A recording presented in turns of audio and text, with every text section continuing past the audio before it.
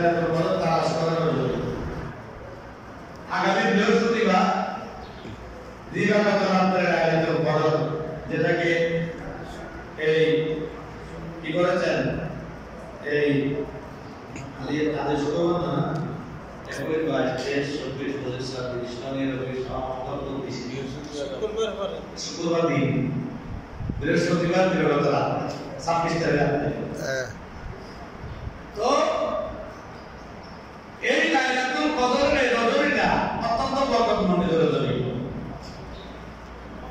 এটা হাজার রাতের চাইতে উত্তম রজনী। সুবহানাল্লাহ। স্বতন্ত্রভাবে কোরআন পাকের মধ্যে সূরাতুল কদর নাযিল হয়েছে। আল্লাহ বলছেন বিসমিল্লাহির রহমানির রহিম, ইন্না আনজালনাহু ফি লাইলাতিল কদর, নিশ্চয় নিশ্চয় আমি রব্বুল আলামিন আকাম হাকিমিন লাইলাতুল কদর রজনীতে পবিত্র কোরআনকে নাযিল করেছি। সুবহানাল্লাহ। আমা আদরাকা মা লাইলাতুল কদর, আয় আমি আপনি কি জানেন লাইলাতুল কদর কি? আল্লাহ বলছেন মওলাই করিম আপনি তো ভালো জানেন লাইলাতুল কদর কি। আল্লাহ বলছেন লাইলাতুল কদরি খায়রুম মিন আলফি শাহর। সুবহানাল্লাহ। লাইলাতুল কদর রজনীটা হাজার রজনীর চাইতে উত্তম রজনী। অন্য কোন নবীর উম্মতদেরকে দেওয়া হয় না, একমাত্র আপনি নবীর উম্মতদের জন্য প্রদান করা হয়েছে। সুবহানাল্লাহ। তাহলে রজনীতে বাধ্যতার আছে না নাই? আছে। রোজা থাকবে নেই, যেহেতু ফরজ রোজা। কিন্তু যখন সূর্য অস্ত যাবে, সূর্য অস্ত যাওয়ার সাথে সাথে গোসল করে ফেলবেন, গোসল করবেন, সুন্দর কাপড় পরিধান করবেন, মসজিদের দিকে তাড়াতাড়ি করে রওনা প্রদান করবেন। কেন? যত তাড়াতাড়ি আপনি 12 জায়গার দিকে রওনা করবেন, তত তাড়াতাড়ি আপনার আমল নামার লেখাটা প্রশস্ত হবে, বড় হবে, বেশি হবে করতে বলে। সুবহানাল্লাহ। এই যাবো করতে করতে তারাবির নামাজ অর্ধেক হয়ে গেছে, এরপর আপনি মসজিদে যাচ্ছেন কদরের নামাজ পড়ার জন্য। কদরের নামাজ পড়া কি তখন না? তারাবির নামাজ পড়া কি সুন্নাত না? এশারের নামাজ ফরজ না? ফরজ। আর এই কাজটা করবেন না কেউ নফলের জন্য ভাগে করতে করতে ফরজ ওয়াজিব সুন্নাত ত্যাগ করবেন, এই কাজ করা যাবে না।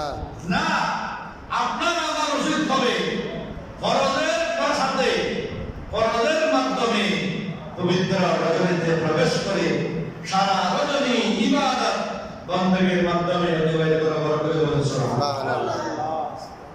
আগামী জুমাতের জুমাতুল বেদা,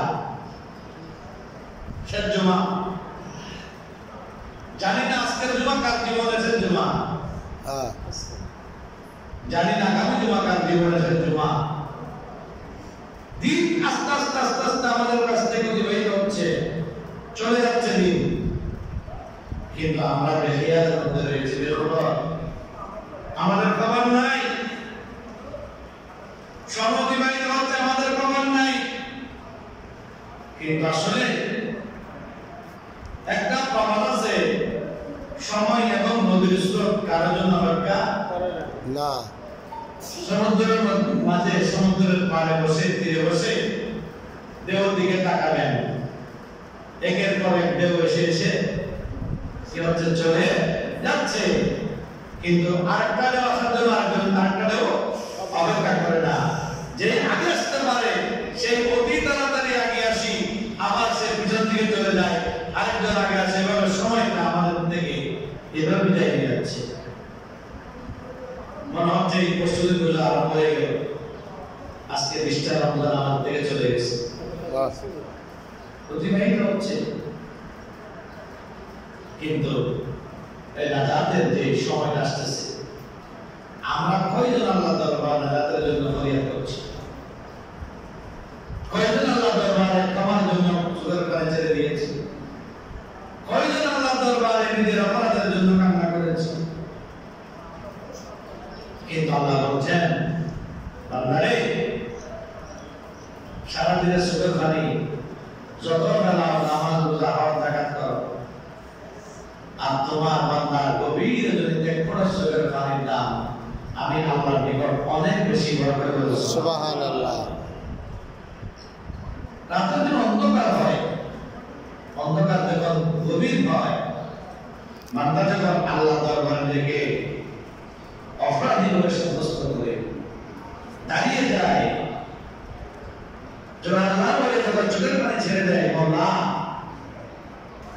অপরাধ তো শেষ নাই, গুনাহ তো শেষ নাই, অন্যায় তো করে শেষ করি নাই, অন্যায় অপরাধ আমার তো অনেক সংগঠিত হয়েছে আল্লাহ, ছেলেও নাই, পরিবারও নাই, মেয়েও নাই, এই গভীর রজনীতে একাকীভাবে আল্লাহ তোমার কাছে চোখের পানি ছেড়ে দিলাম। আল্লাহ বলে বান্দা চোখের পানি ছেড়ে দিয়েছে ঠিক, মাটিতে পড়ার পূর্বে আরশের মধ্যে পৌঁছে গেছে। সুবহানাল্লাহ। এই জন্য বান্দার শেষ রাতের ইবাদত আল্লাহর নিকট সবচাইতে বেশি প্রিয়, কারণ ওই ইবাদতটার জড়িততার মধ্যে থাকে না, ওই ইবাদতের মধ্যে কোনো অহংকার থাকে না, তাকাব্বুরি থাকে না। আল্লাহ বলেন তোমার রাতের ইবাদত, রাতের নামাজ, রাতের দোয়া আমি আল্লাহর নিকট খুব তাড়াতাড়ি পৌঁছে যায়, কারণ তোমার ওই দোয়ার মধ্যে, চোখের কান্নার মধ্যে, পানির মধ্যে আর কেউ শরীক নাই, কেউ দেখে নাই তোমাকে।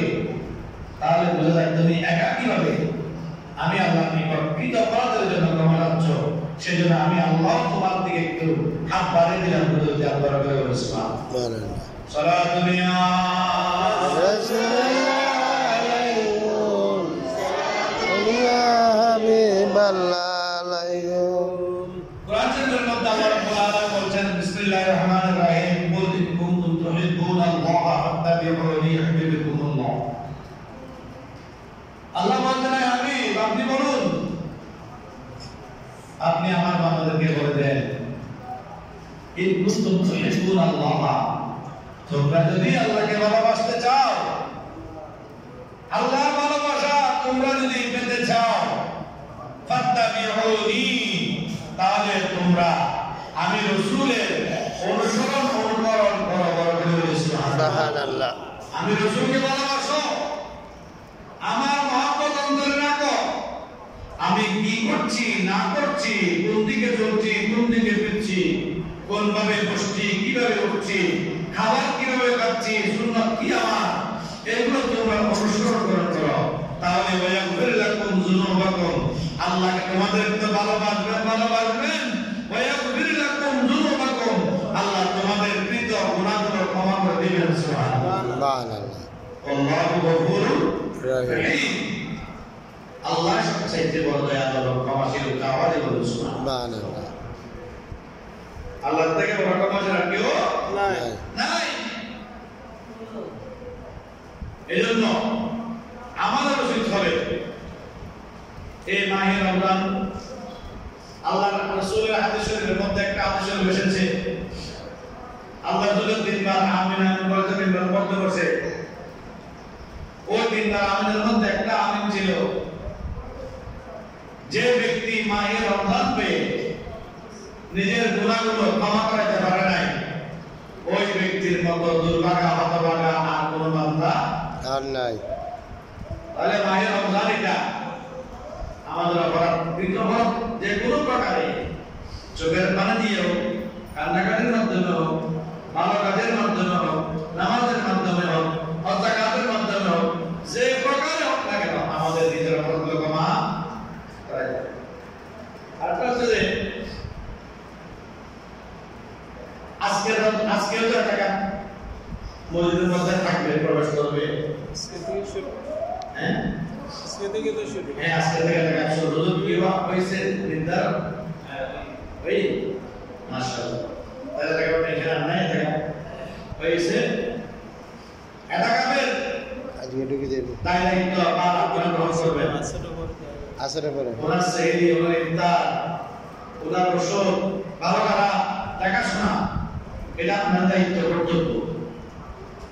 কারণ এলাকার সবার পক্ষ থেকে উনি আপনাদের উপর প্রয়োজনকে হয়েছেন, নিজের জীবনকে, বাইরের জীবনকে বিসর্জন দিয়ে একাকী জীবন বেছে নিয়ে মসজিদের মধ্যে টাকা দিয়ে আপনি চেক করে করতেছেন, এই জন্য ওনার সম্পূর্ণ দায়িত্ব দেওয়ার কারণ আপনাদের উপর কেন করে যায়। হাদিস শরীফে